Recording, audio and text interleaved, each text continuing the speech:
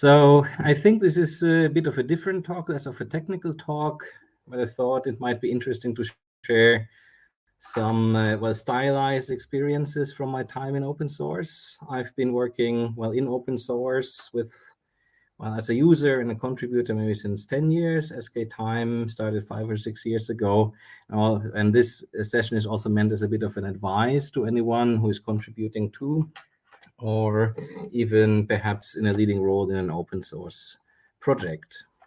So some disclaimer ahead. I'm giving this presentation my role as academic researcher at Russell University Budapest as a citizen of Hungary. Opinions presented are solely my own, in line with freedom of research and as guaranteed by various applicable jurisdictions. Presentation, except slide 15, is not given on behalf of a representation of sktime community, but consent where consent would be required. No identifiability of actual persons, group of persons, organizations, or actual events is intended. Mention the depictions of identifiable historical persons are intended in a purely metaphorical sense.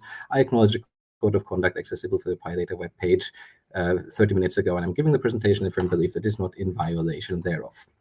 All right, so let's start with the sktime mission statement and with an explanation of where this actually is coming from, what this is aiming at. So sktime, as you might know it, is a comprehensive Python framework for machine learning and AI with time series, and this mission statement was consciously chosen, consciously constructed in a certain way. So it's open source, permissive license, free to use. But very importantly, in our mission, in our DNA, we have written that we are openly and transparently governed by the user and developer community. And so this includes users with a charitable core.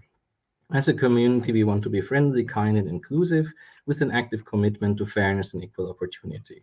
We want to be academically and commercially neutral, also important, as well as an educational platform providing mentoring and upskilling opportunities to potentially everyone. I want to highlight the openly and transparently governed by the user and developer community with the charitable core. So why is this important? It is important because of the following distinction, which is, I think, often not very well emphasized. So there's, of course, graduations here, but I want to point out a contrast.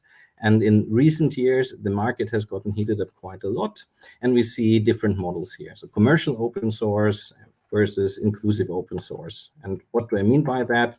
So commercial, you have open source projects which are controlled maybe by one company, few decision makers. There's close gatekeeping when it comes to decision making or decision making on benefits. Whereas in the inclusive model, at least in what one can strive for, is distributed control, joint decision-making, open onboarding model, and benefits being distributed fairly and broadly. Of course, there's a variety of definitions of fair here that one could apply, but the importance is the openness to onboarding and the openness, the traversability of decision-making layers. Now, common point of confusion here on the commercial side, there's a frequent use of words like open or democratizing, where one wouldn't say open, it's open in the sense of an open society, for instance. It might be open source or open license in the sense, but the decision-making, the governance model might not be open. And also on the inclusive side, if you have merit-based onboarding, that's not necessarily closed.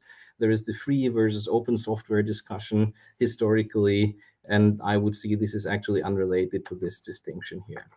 There's also, I want to point out an important impact on users. On the commercial side, you're typically on a lock-in or upsell trajectory, so upselling deployment, lock-in in the sense of trying to keep you there with the software solutions based on the software.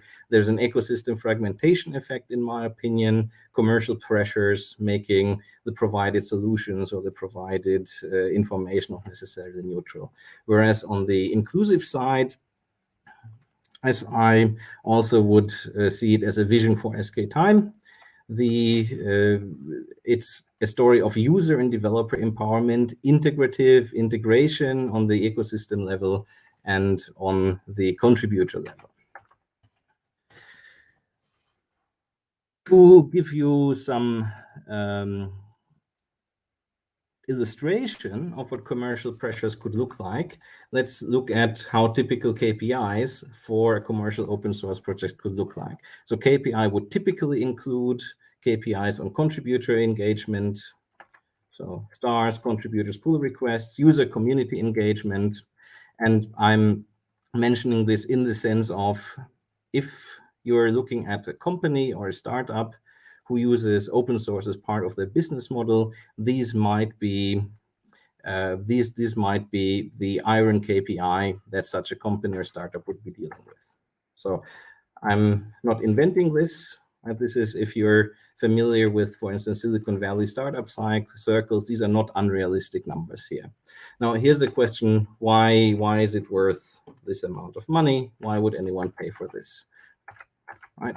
And the story here is around a certain exploitation model, a certain growth model.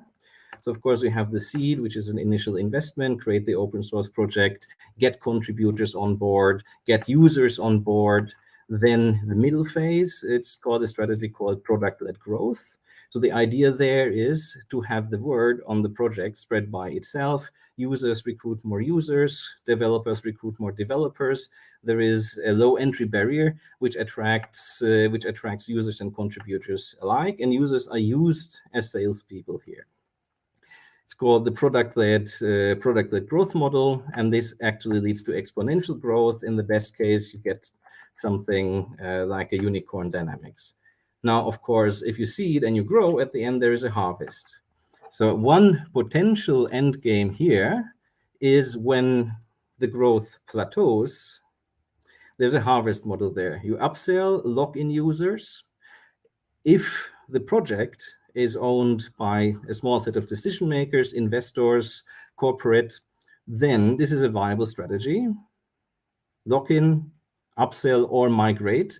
And of course, transfer of benefits happens to these investor circles. Now,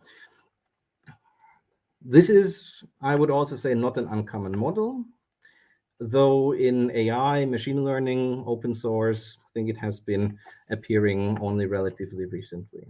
But this means there's a change in weather, there's a change in conditions for open source models, which classically are coming from a more participative, more inclusive philosophy. It means there's an increase in direct competition, the fragmentation of the ecosystem, refusal or at least disincentives to collaborate across project boundaries, and heavy advertising by commercial actors. There's also adversarial dynamics through simply market pressures. You can observe these kinds of dynamic on any heated market. So capture attempts, takeover attempts. If you followed recent news, completely unrelated to this presentation I'm giving, right? You can observe a lot of Games of Thrones type dynamics in the area. Interference, disruption, destructive action, but also in the sense of incentives. There are incentives which can also go against the inclusive philosophy of a project from within the project, not necessarily from external actors. If you see the value, the commercial value of projects potentially. Now, on users, there's also an impact on users of open source. So there's an increasing weight of the commercial choices in the open source space, or commercially controlled choices. With a look into trajectory, there's increasing overclaiming, noise. So it's more difficult to decide, okay, what is the project doing actually, what is the actual governance of the project.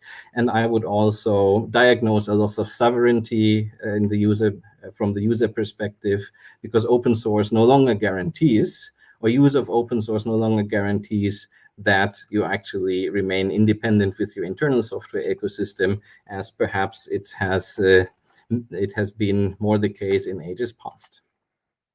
Open source has become a market, has become a competition of products, but it has also become a competition of systems, namely the more commercial alliance system and the more classical. So for instance, dating back to, for instance, how the Unix communities worked or initial Python communities worked, the inclusive system is increasingly hard to navigate, both for users, but also for contributors, developers, and decision makers in the area.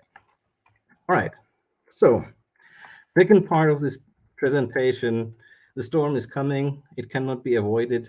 but how do you thrive against adversity? How do you sail through the storm? And here I want to clarify that this is stylized statements from a strategic and tactical perspective. As I've said at the start, identifiability of situations, events, individuals, or organizations here is not intended. Now, let's start first with looking at the landscape, looking at the market. So the story of this slide is, I want to re-emphasize, the higher the value, the higher, the more complex your threat and opportunity landscape gets. So on the top, left to right, you have things getting more expensive, and you can think of it, of course, in total value or yearly gross or something like that. Right? So on the left, you have the content on your wallet. On the right, you have the value of nation-state economies. Actors, not much has changed here, of course. Normal people have as disposable value to use on actions of any kind, maybe max few thousands, 10,000s, 100,000s, couple of dollars. But as organization complexity increases, right, you have nation-state economies on the very right with trillions of dollars. Now, where does Python open source sit in this, right? We have the AI revolution, and I want to emphasize this is what I think are realistic perceived values. So perceived values of having full control of something.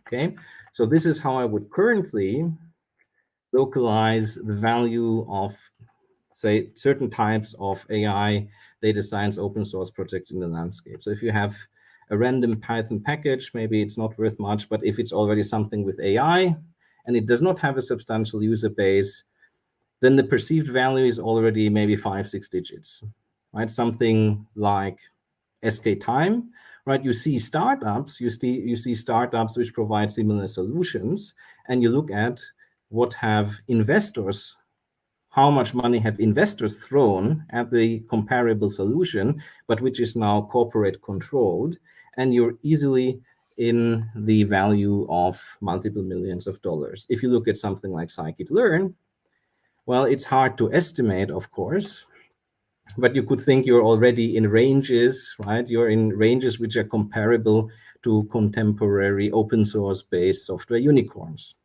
And so these are, I think, realistic ranges in which we're moving, and the risk and threat landscape is in proportion to the perceived value. Because let's say an investor or a group of investors, a company, right, very logically, they tend to act very logically. They look at something and perceive a value. Then, well, there is, of course, a spectrum of bright and dark here. But you have adversarial stratagems on the risk side, and you have opportunity actions like investment, which, depending on the value, you may or may not encounter. Right? So if you have, I don't know, a half-year-old open source package, right, you might already see dynamics that otherwise you would see only in middle management levels of multinational companies. And on the higher end, the open source AI data science ecosystem is touching geopolitical considerations of nation states.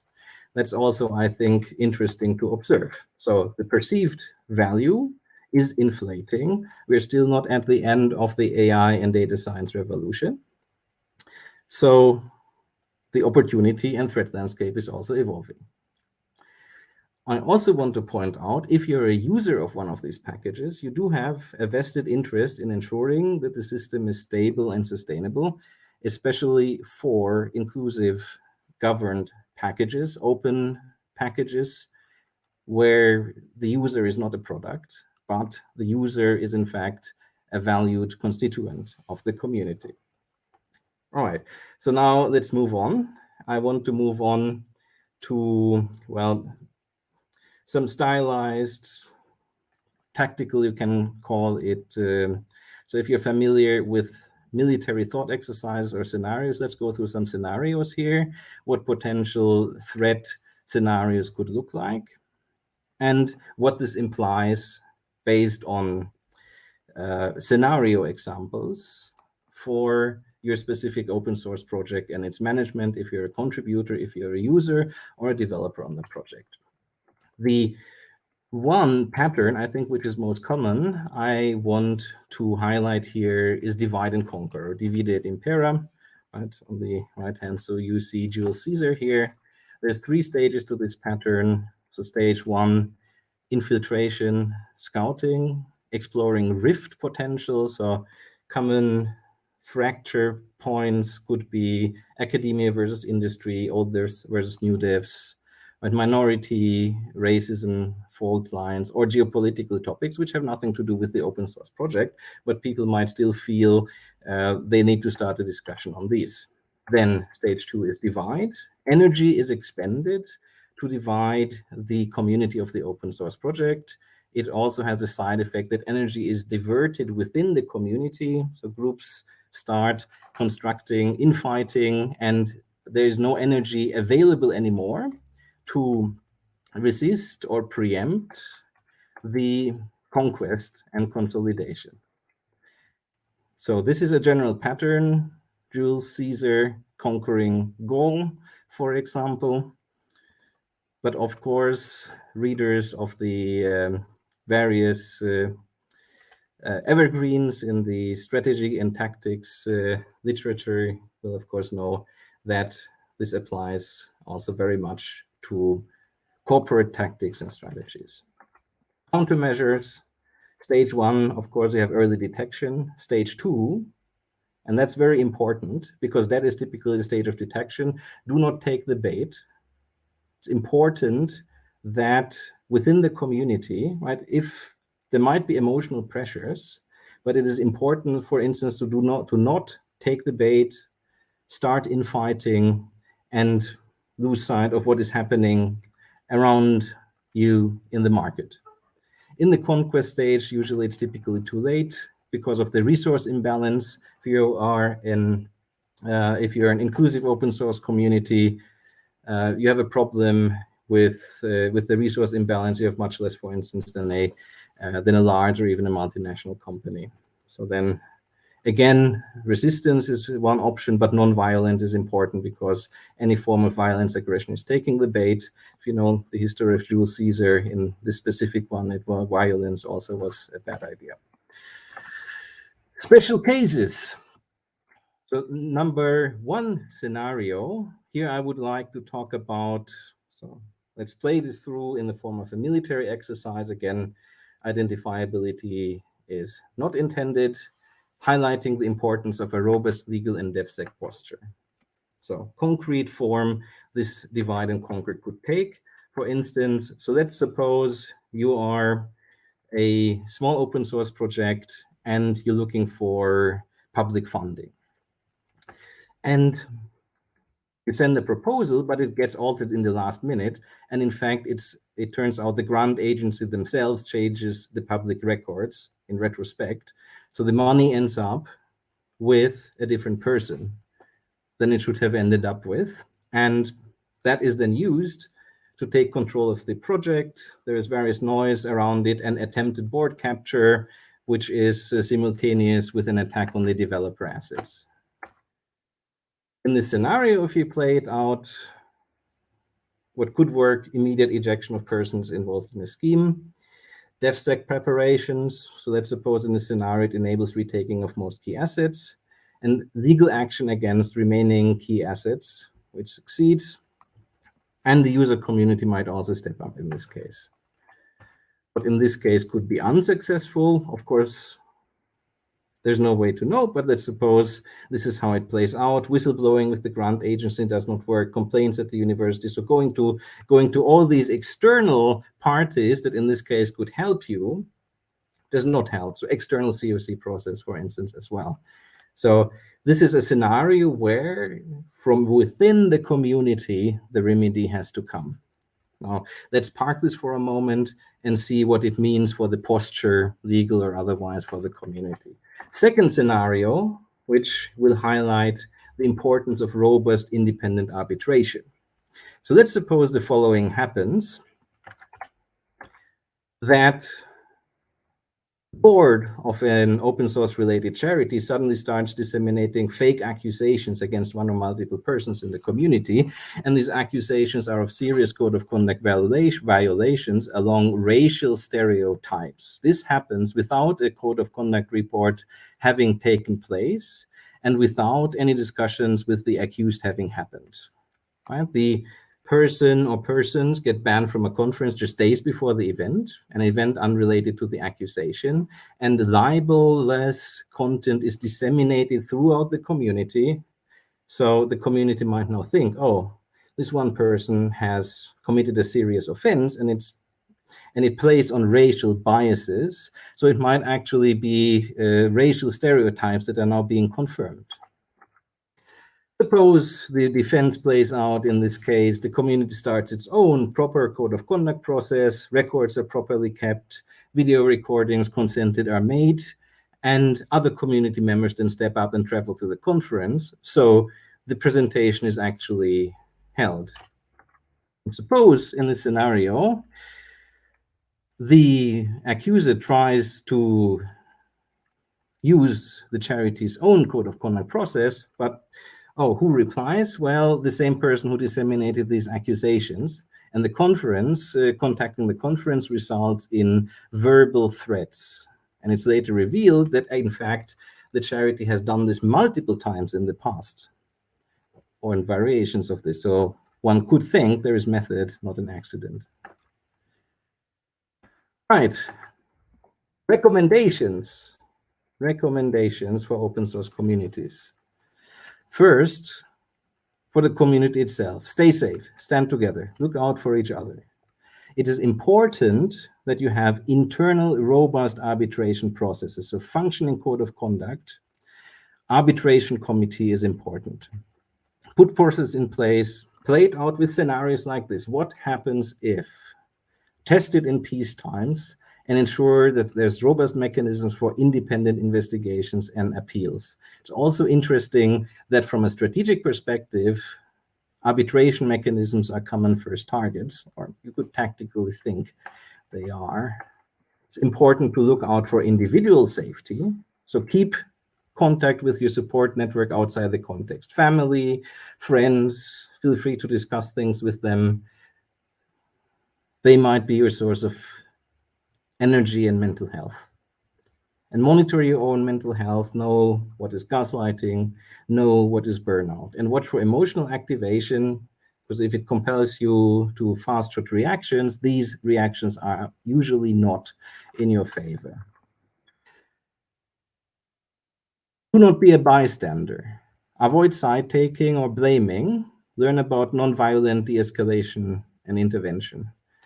Familiarize yourself with victim blaming, mobbing, best practice in harassment and bullying cases. If you have a role, don't run. Don't fight without thinking. Remove yourself from emotions. Think about fact-finding. And also, to cite Dietrich Bonhoeffer, first they come for the weakest, and then they come for others. So if you spot any dynamic, you might spot them most easily with those individuals of your community who are the weakest. And of course, as a decision maker, as a leader in a community, it is your responsibility to also protect them. Do not be a bystander. Talking about legal postures, in the first scenario, we have seen taking control of assets. Right? How this plays out. How can you be safe from that? So safeguarding assets, trademark registration, incorporation are safeguards. If you are unincorporated, then using a third party's brand, so let's say you put someone else's logo on your project and you don't own a trademark, it's not a company or a charity, then it gives this third party an enforceable claim of your assets. They can in principle pull the rug out from under you and get ownership of your, say, GitHub and PyPI account. So have legal support contacts and emergency plan ready. Do not lightly sign away assets to third parties, even if they say, oh, we have the best interest of you in mind. And have a plan if someone from the community signs a contract unauthorized in the name of the community. Operational security is important. Safeguard your assets, multi-factor authority, factor authentication, separation of duties, DevOpsSec, all these topics you can look up. Important, very important assets. If you're a Python package, the PyPI project, GitHub, repository, social media keys, have emergency plans in place within the community. Do not give the keys easily away to people, even if you trust them. It's safer if you ensure the assets remain within legal reach. So if you have legal provisions made for only the European Union, you should, for instance, ensure the keys remain only within the European Union. Governance, ensure you have clear decision-making responsibilities, agility in emergency cases, ensure separation of powers, for instance, independent arbitration, I've mentioned that already. Keep written records, minutes, optimally public, transparent minutes, meeting records, and a fire start documenting, screenshots, consented video captures, store material in multiple safe locations if you need it later. Okay, wrapping up. Where do we go from here? What is the future? Of course, the landscape is changing, threats, but also opportunities. And we are talking about opportunities. And I think that as the landscape changes, the inclusive open source projects need to change with them.